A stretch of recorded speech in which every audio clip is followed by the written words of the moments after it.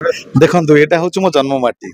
ए माटी मो जन्म नहीं ए माटी छोटू बड़ होती दादी बापा भाई समस्ते छोट बड़ू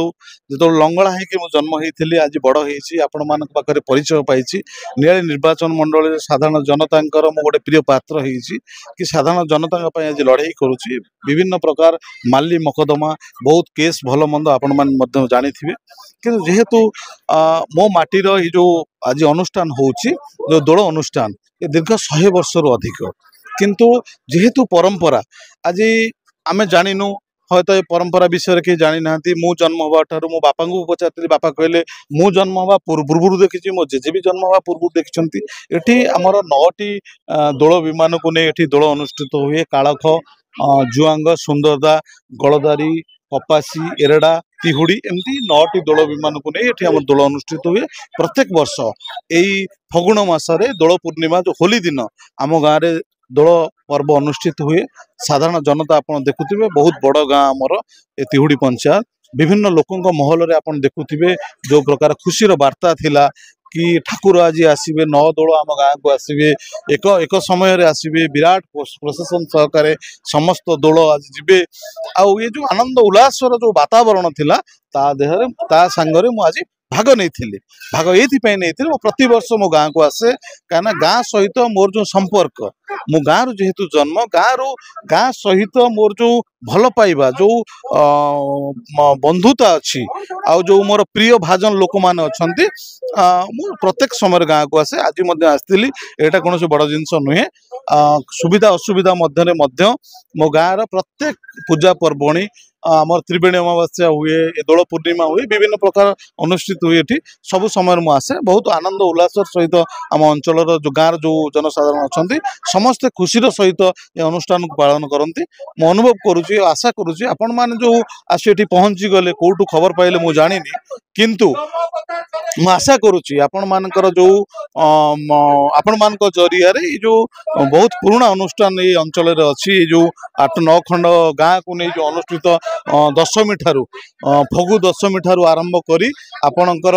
दोल पूर्णिमा पर्यंत होली पर्व पर पुणी तापरे आपणकर सल्लबणी भोग हुए जमुना स्नान हुए लास्ट रे आपणकर एरेडा मेलन भी हुए दीर्घ 13 दिन धरी भागवत मेलन हुए दीर्घ 13 दिन धरी आम 8-9 खंड जो मौजार जो लोक मैंने अच्छा शांति शुक्लार सहित अनुष्ठान को पालन करती आम अनुरोध करुच्ची ये जो वार्ता आपण मान जरिया निर्वाचन मंडल में समस्त जनसाधारण पाखे पहुँचू एवं प्रभु राधाकृष्ण जो शुभाशीष जो भल पाइबा एवं जो राधाकृष्ण आशीर्वाद नियाली अंचल समस्त जनसाधारण ऊपर रहू या ही आपण जरिया प्रभु राधाकृष्ण पाखे मोर प्रार्थना आमर यहाँ हूँ दोल पर्व जो प्रभु राधाकृष्ण जमी वर्ष को थे दोल पर्व हुए माने नियम हिसाब से पांजी हिसाब से आम दोल पर्व वर्ष को थे पालन कराए